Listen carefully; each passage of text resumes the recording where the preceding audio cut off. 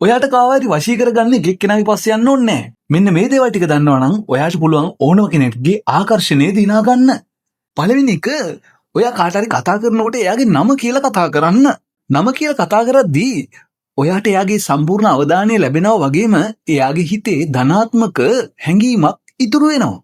ඊළඟ එක ඒ කෙනා ළඟ තියෙන සත්‍ය දෙයක් අගය කරන්න.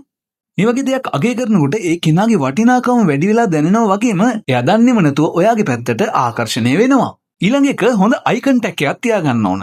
ඔයා මේ විදිහට S2 දිහා බලාගෙන කතා කරනකොට ඔයා ගැන එයාට තියෙන විශ්වාසය වැඩි වෙනවා වගේම ගැඹුරු බැඳීමක් ඇති වෙනවා. ඊළඟ එක එයා ආස දෙයක් ගැන ඔයා ප්‍රශ්න කරන්න. මොකද මිනිස්සු කැමති ගොඩක් කතා කරන්න.